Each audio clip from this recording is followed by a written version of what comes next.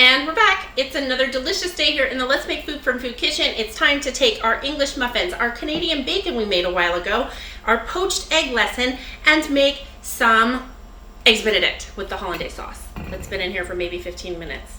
Let's hope for the best. Okay, so what I need to do is get my eggs in these bowls because you don't want to crack them directly into the water.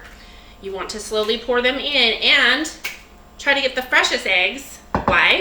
Because the freshest eggs still have a thicker membrane on them that will help set those eggs up for poaching. So, membrane's still on. For fresher eggs, make sure they're cold. Those are the things for the eggs you need to know. I've got my pan here simmering, and I want it to be just below a simmer, not quite a below, 185, 190 degrees. So I'm gonna go ahead and check that and make sure that my temperature isn't too hot, and I think it might actually be. So what I want to do now, I have about a half teaspoon of kosher salt and a good teaspoon of white vinegar that's going right into my pan.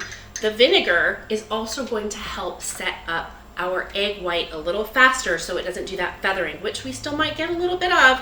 I'm not a pro at this with the poached eggs, but I can hold my own most of the time. So let's give it a shot. Let's switch over here, get the eggs going, and then we'll come back and plate it all up. Don't forget, you gotta slice open your English muffin and toast that while your eggs are poaching, but they're gonna poach for about 4.5 minutes to get that runny yolk, and you're gonna wanna warm up your Canadian bacon. So here we go.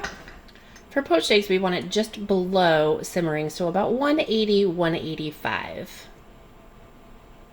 Before we add our eggs, we're going to add 1 teaspoon of white vinegar, and that will help our egg whites settle faster. And then we're going to add a teaspoon of kosher salt.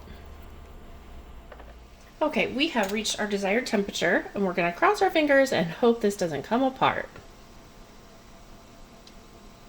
We're trying to keep it from feathering. In it goes. Oh, got a little bit at the end there.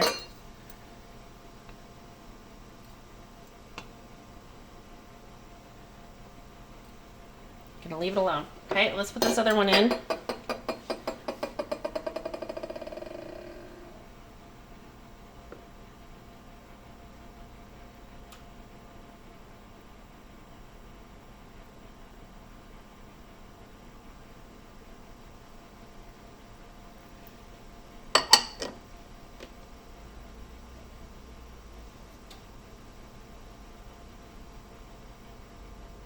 And cover with the lid. Turn off the temperature. Okay, it's time to take off our lid, and those look perfectly cooked. Let's check them out. And I'm using a slotted spoon. You can use a spatula as well. We want to drain off some of that water. And that looks really good to me.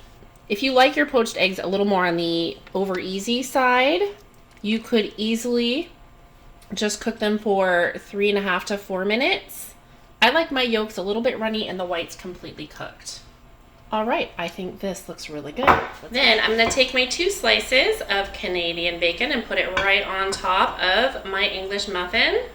That is a beautiful poached egg. I'm draining some water off of it, and then I'm gonna move it here and put it on my English muffin, Canadian bacon, and there you have it. Okay, so here's what we've got so far. I may have overcooked my yolks a little bit when I was moving stuff around, but we're gonna find out. It happens. So what I wanna do now is get some of that Hollandaise sauce, which is still together, out of here. Oh, it is gonna float. Okay, fabulous. That's plenty, I think. I will put the lid on this for later and see if we can show you how to put it back together if it separates. I'm gonna hit it with a little pepper, because I like to. And that's it. Let's cut it open. Oh, it's beautiful in there. Okay. Looks delicious. I'm gonna come show it to you.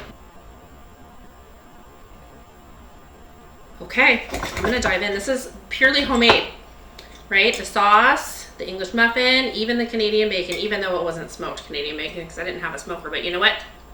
I'm working on that. I got 2 girls outside in my new house.